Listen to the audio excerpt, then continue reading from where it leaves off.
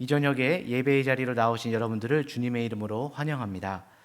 우리의 인생은 절대로 혼자 힘으로 살아갈 수가 없습니다. 함께 동행할 그런 필요한 도움의 자가 필요합니다. 마음을 만져주고 지칠 때는 손을 잡아주고 갈 길을 말라 방황할 때는 앞서가면서 길을 안내해 줄 수 있는 그런 도움이 필요합니다.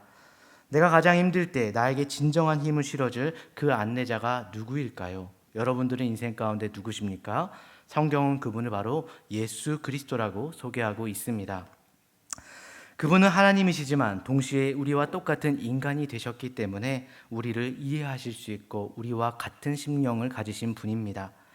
뿐만 아니라 그분은 사망 권세를 깨뜨리고 부활하신 능력자이시기 때문에 어떤 절망과 고통의 문제도 해결하시고 우리를 절망 가운데서 건져내 주실 수 있는 분입니다.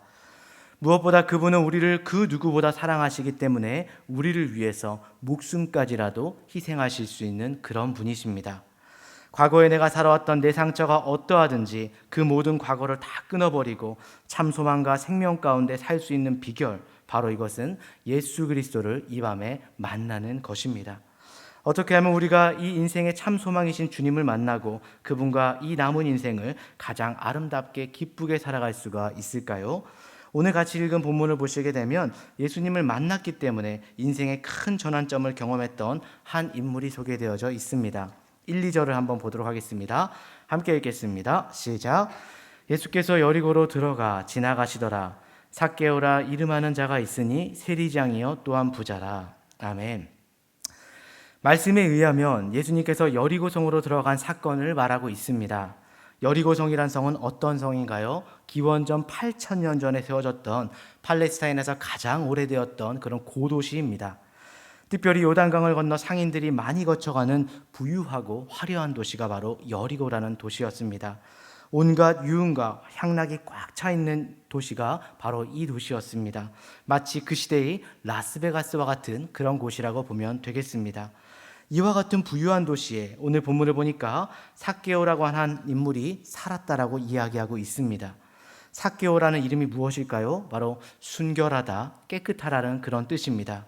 그랬는데 오늘 본문에 등장하는 이 삭개오는 그 기대와는 정반대로 더럽고 누추한 삶을 살았다라고 성경은 기록하고 있습니다. 왜냐하면 그의 직업이 세리장이었기 때문입니다. 세리, 바로 세무관이죠. 세리장이라고 하는 것은 오늘날 나쁜 직업은 아니지만 고대 유대 사회에서는 가장 혐오하고 무시하던 직업이었습니다.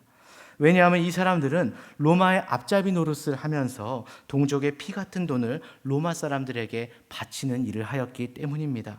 그리고 그 돈 중에 일부는 자기들이 착복하는 가장 더럽고 누추한 직업이 바로 이 세리라는 그런 직업이었습니다. 더구나 오늘 이 삭개오는 그 세리 중에서도 가장 세리 중에서 대빵인 바로 세리장이었습니다. 그런 그의 삶이 어땠을까요? 돈이 많았습니다. 그리고 부유했습니다. 로마를 등에 업고 권력도 행사할 수가 있었습니다. 그리고 이 여리고가 유흥의 도시였기 때문에 그는 밤마다 쾌락을 누리고 유흥을 즐겼을 것입니다. 돈도 많고 힘도 있고 무서울 것도 없고 자기가 누리고 싶은 만큼의 쾌락을 마음껏 누리고 살았던 이 삭개오의 삶을 생각해 보시기 바랍니다. 이 삶이 과연 행복했을까요? 전혀 그렇지 않다고 성경은 나와 있습니다. 많은 것을 가지긴 했는데 그의 마음 한가운데는 여전히 텅 빈 공허한 마음이 존재했습니다. 왜냐하면 세상의 것으로는 절대로 채울 수 없는 그 근본 문제가 그 심령 가운데 존재해 있었기 때문입니다. 그 문제가 무엇인 줄 아십니까? 그것은 바로 하나님이라는 문제였습니다. 여러분 아마 세상에서 술 좀 먹어보신 분도 있을 것입니다.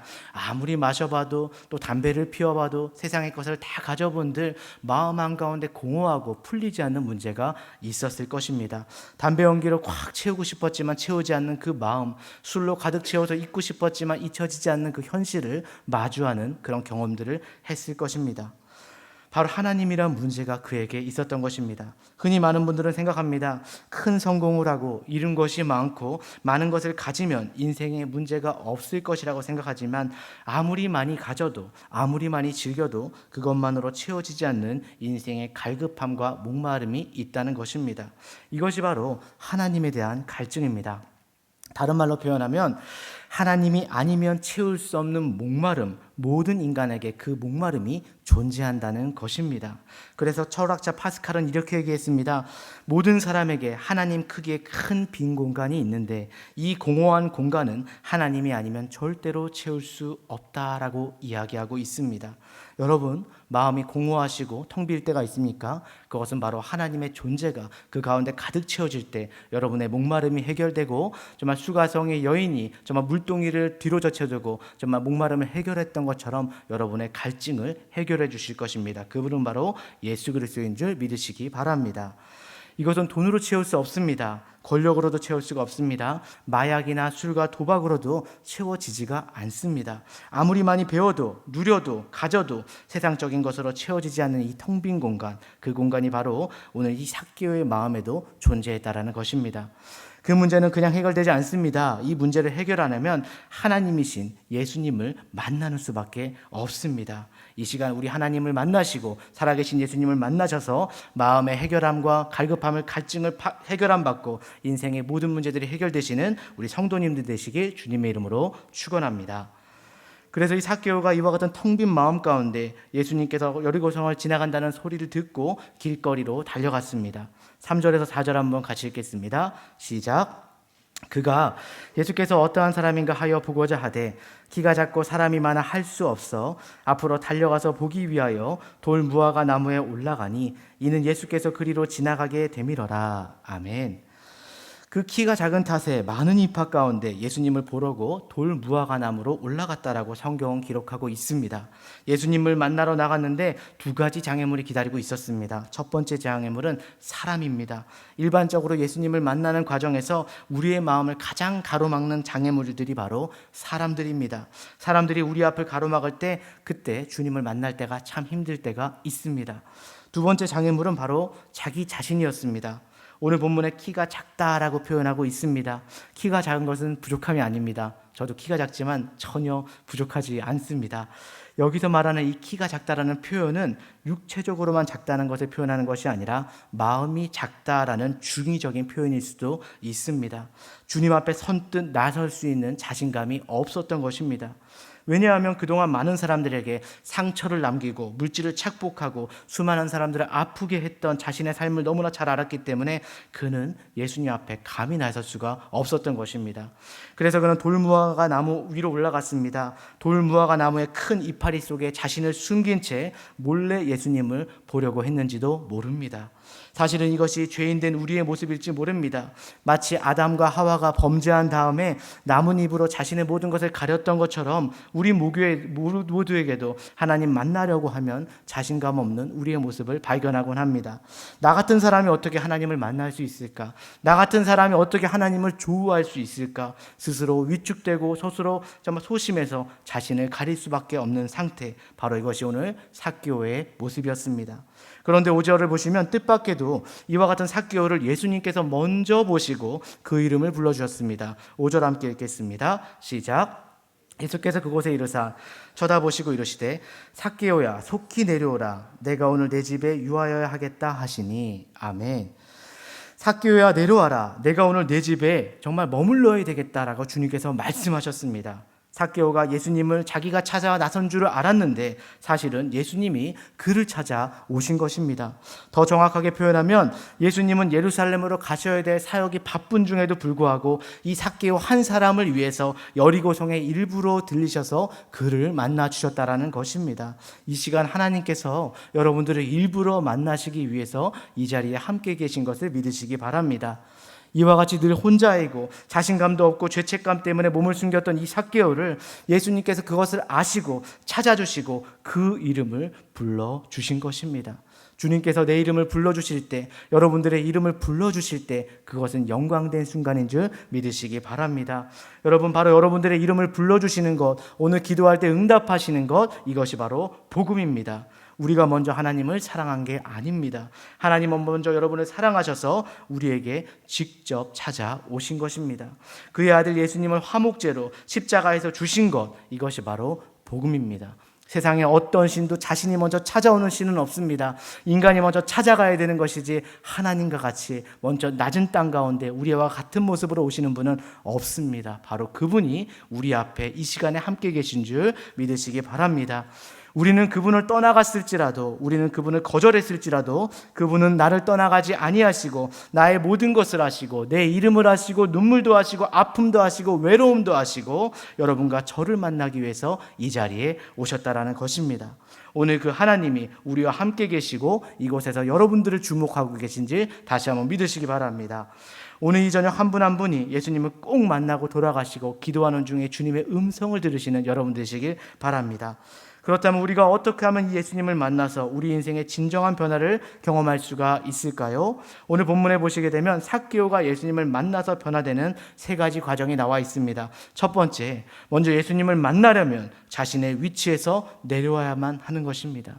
자신의 위치에서 하나님을 만나려면 우리가 먼저 내려올 줄 알아야 됩니다. 내려옴이 있어야 주님을 만날 수가 있습니다. 5절 말씀을 한번 같이 읽겠습니다. 시작.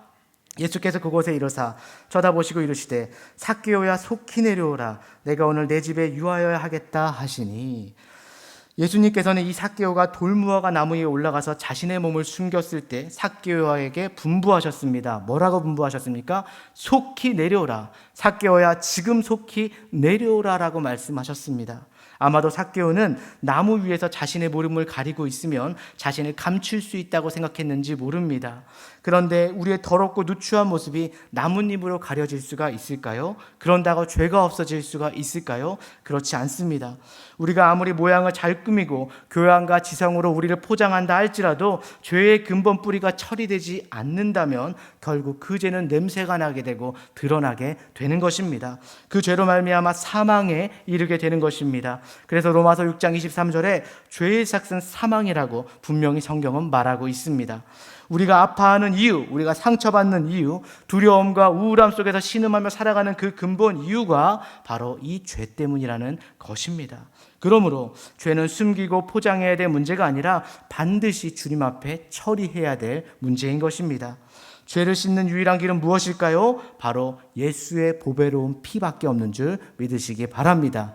그 피가 여러분들을 정결케 하고 여러분의 관계를 새롭게 하고 여러분의 과거를 깨끗하게 씻어주는 줄 믿으시기 바랍니다. 예수님의 보배로운 피 외에는 우리 죄를 씻을 방법이 없습니다. 그러므로 오늘 이 예수님 앞으로 나와서 나의 모든 자존심과 체면을 다 내려놓고 내가 지금 올라가 있던 그 나무에서 내려오셔서 예수님께 엎드리시는 여러분들 되시길 축원합니다. 우리가 정말 예수님을 만나려면 우리의 이성의 꼭대기에서 내려와야 됩니다. 우리가 주님을 만나려면 물질의 나무에서도 내려와야 됩니다. 우리의 권력이 필요하고 권세가 필요하겠지만 정말 예수님을 만나려면 어떠한 권력자라도 권세자라도 주님 앞에 무릎을 꿇어야지 그때부터 참 회복이 시작되게 되는 것입니다. 그러므로 우리가 예수님을 만나서 참된 차원의 회복을 하면 주님 앞에 내려와야만 하는 것입니다. 이 시간 주님 앞에 내려오시는 축복된 성도님들 되시길 주님의 이름으로 축원합니다. 두 번째로 주님을 만나려면 주님을 영접해야 됩니다.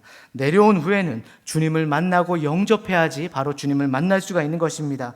6절 말씀을 계속 보시면 삭개오가 취했던 두 번째 행동이 납니다. 6절 한번 읽겠습니다. 시작.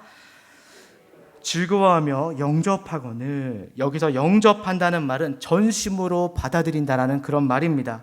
삭개오가 그 예수님을 너무나 기쁜 마음으로 자기 집에 모셔온 것이고 영접한 것입니다. 이 삭개오가 예수님을 영접했을 때 주님은 삭개오의 집에 들어가셔서 유하셨다라고 성경은 기록하고 있습니다. 유한다는 뜻이 무엇입니까? 그 안에 들어가서 먹고 마시고 떡도 떼고 교제하면서 은혜 충만한 시간을 함께 누렸다라는 것입니다. 이와 같이 나의 인생 바깥에 계신 예수님을 내 안으로 끌어당기고 모셔들여서 그분과 함께 떡을 떼고 교제하는 것을 우리는 9절 말씀에서 구원이라고 말씀하고 있습니다. 9절 한번 읽겠습니다. 9절 함께 읽겠습니다. 시작. 예수께서 이르시되 오늘 구원이 이 집에 이르렀으니 이 사람도 아브라함의 자손이미로다. 아멘. 여러분, 구원의 사건을 뭐라고 생각하십니까? 어렵게 생각할 필요 없습니다. 내 인생 바깥에 있던 예수님을 바로 내 인생 안으로 끌어들이는 것입니다. 내 심령 바깥에 있던 그 예수님을 내 마음의 중심에 모시고 그분과 함께 선택하고 결정하는 것이 바로 구원인 줄 믿으시기 바랍니다. 그 결과 훼손되었던 하나님의 관계가 회복되어지고 정말 다시 회복된 관계 속에서 주님과 함께 사는 것을 바로 성경은 구원이라고 말하고 있습니다. 나 혼자 사지 마시고 정말 주님과 함께 사시는 여러분들 되시길 바랍니다.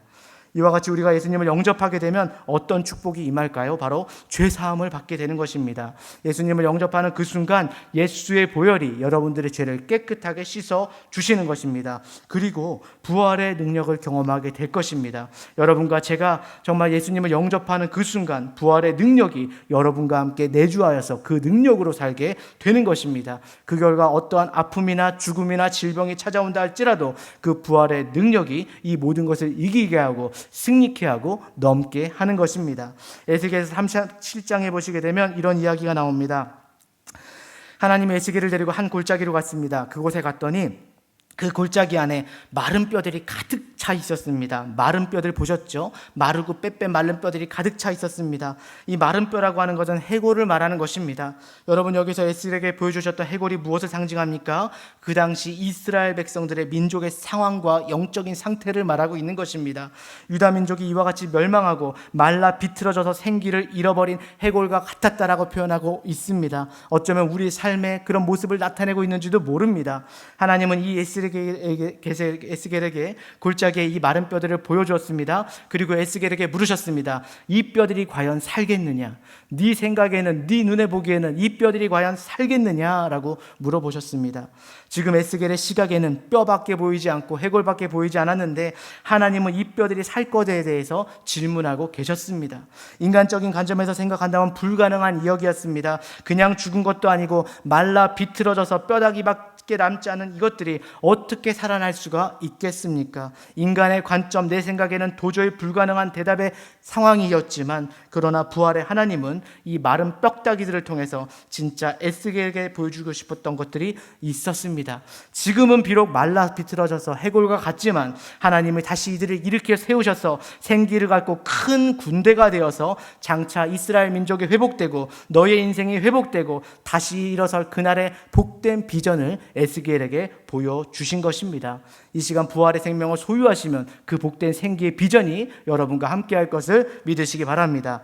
사랑하는 성도 여러분, 기적은 멀리 있는 것이 아닙니다. 바로 여러분 안에 내주하고 계신 하나님께 있는 것입니다. 여러분이 예수님을 영접하시면 그분이 내 안에 들어오심으로 말미암아 부활의 생명력이 나를 붙잡아 주시기 때문에 나를 붙잡고 있던 모든 죄악들의 체인들이 다 끊어지게 되는 거고 나를 붙잡았던 마른 뼈다귀와 같은 어둠과 죽음의 권세가 여러분들을 떠나게 되는 것입니다. 이러한 면에서 오늘 여러분 한 분 한 분이 주님을 붙잡으시고 주님을 용접하시고 초청하시는 여러분들 되시길 바랍니다. 그 부활의 권세와 능력으로 하나님께서 붙들어 주실 것입니다. 이와 같이 우리가 나의 나무에서 내려올 뿐만이 아니라 나를 위해 죽으시고 부활하신 예수님을 영접한 후에 마지막으로 세 번째로 해야 될 일이 무엇일까요? 바로 우리가 예수님을 만나려면 새로운 피조물이 되어야만 하는 것입니다. 어떤 피조물이 된다고요? 새로운 피조물이 되어야만 하는 것입니다. 주님과 함께 새 삶을 살아가는 것을 의미하고 있습니다. 8절을 보시면 삭개오가 예수님을 만난 후에 새 삶을 선언하고 다음과 같이 고백하고 있습니다. 8절 한번 읽겠습니다. 시작.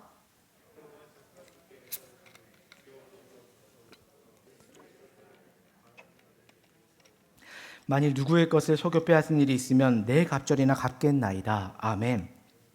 지금 삭개오의 삶은 어떤 것이었습니까? 남을 등쳐먹고 자기 욕망을 위해서 살았던 삶이 바로 삭개오의 삶이었습니다. 그런데 이제는 자신의 재산의 절반을 가난한 자들에게 다 나눠주겠다라는 것입니다. 그리고 혹시 내가 속여 뺏은 것이 있다면 4배나 갚겠다라고 말하고 있습니다. 이것은 삭개오의 삶이 이전의 삶과 완전히 달라졌다라는 말입니다. 예수님께 어떤 부자 청년이 찾아왔습니다. 주님, 내가 정말 주님을 믿게 되려면, 주님의 참제자가 되려면 어떻게 해야 됩니까? 라고 라고 물었을 때 너의 재산을 정말 다 나눠주고 나를 따르라라고 아마 13번째 제자가 될 수 있는 기회를 주셨는데 그는 심히 슬퍼하며 돌아갔다라고 나와 있습니다.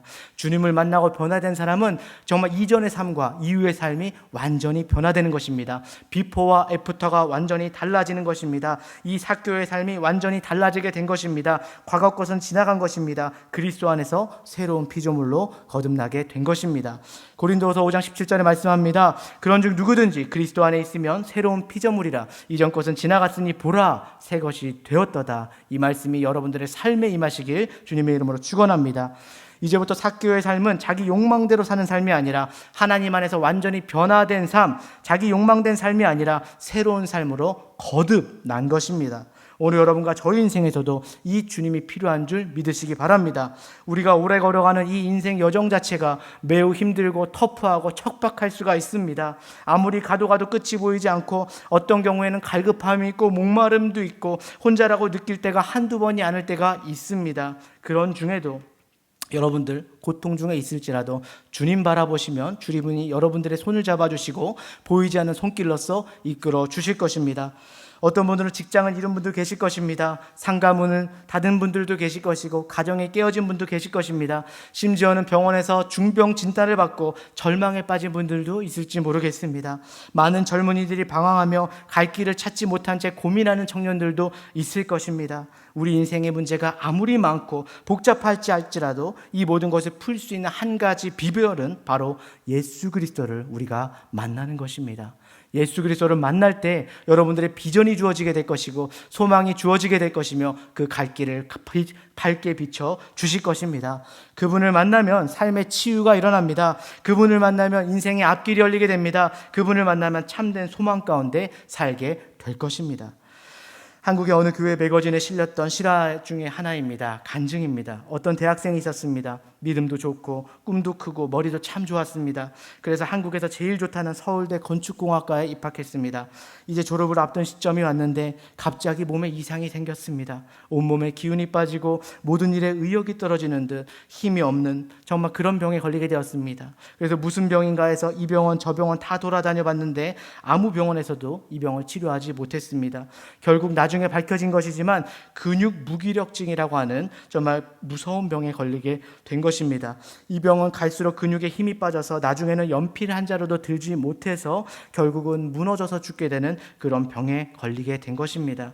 아직 새파란 대학생인데 비전도 많고 꿈도 많았던 그런 사람인데 이러한 상황에서 예수님까지 잘 믿었던 이런 학생이 이러한 상황에 처해서 방 안에서 드러누워 있게 된 것입니다. 여러분, 그 마음이 어떠했겠습니까?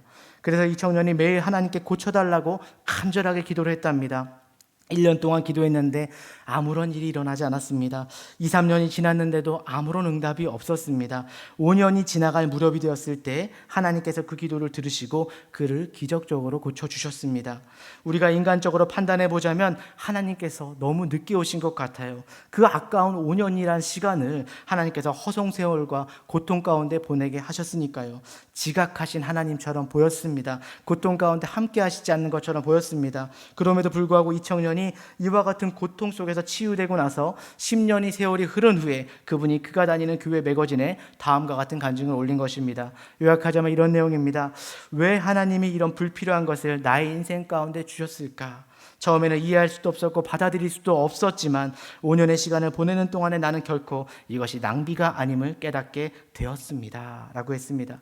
움직일 수 없었으니 종일 방 안에서 무엇을 했겠습니까? 2가지밖에 할 것이 없었답니다. 한 가지는 기도하고 찬양하는 것이었습니다. 또 한 가지 할 일이 없으니까 책을 읽는 것이었습니다. 그래서 5년 동안 방에 있으면서 수백 권의 각양 각 분야의 책들을 광범위하게 읽었습니다. 그런데 나중에 알고 봤더니 이 2가지가 항공에서 가장 성공적인 기업을 경영하는데 필수적인 요건이 된 것입니다. 첫 번째로 하나님께 기도함으로써 정직한 경영을 할 수 있는 신앙적인 자질을 갖추게 되었고, 두 번째로 그렇게 많은 책을 읽게 됨으로써 말미암아 시대를 앞서갈 수 있는 다양한 리더십과 다양한 지적인 자산들을 소유하게 된 것입니다. 그래서 정직한 마음으로 가장 앞서가는 지적인 노하우를 겸비하여서 그가 사업을 시작하고 기업을 만들어가는 중에 그것이 그것이 한국에서 굉장히 큰 굴지의 회사로 성장하게 되었습니다. 여러분들이 짐작하시겠지만 그 주인공이 바로 이랜드라고 하는 기업을 일으켰던 뉴코아 아울렛으로 유명한 박성수 회장에 대한 간증이었습니다. 여러분들은 이 주님을 만나셨습니까? 고통 가운데 있을 때, 지금 어려운 가운데 있을 때 여러분들은 그 상황 속에서 주님을 만나셨습니까? 오늘 이 시간 그 예수님이 여러분 옆에 와 계신 줄 믿으시기 바랍니다. 여러분들을 주목하고 계시고 그 상황 가운데 함께 붙들고 계심을 믿으시기 바랍니다. 요한계시록 3장 20절 말씀이 이렇게 말씀하십니다. 볼지어다 내가 문 밖에서 서서 두드리노니 누구든지 내 음성을 듣고 문을 열면 내가 그에게로 들어가서 그와 더불어 먹고 그는 나로 더불어 먹으리라고 말씀하고 있습니다. 주님께서 지금 여러분들의 마음의 문 밖에 서 계십니다. 하나님이 지금 여러분들을 두드리고 계십니다. 지금 이 시간 내 마음의 문을 활짝 열고 주님을 초청하시고 그분과 웃고 울고 먹고 마시면서 그 변함없는 사랑 앞에 아름다운 기도와 찬양으로 고백하시는 오늘 아름다운 금요일 밤이 되시길 주님의 이름으로 축원합니다.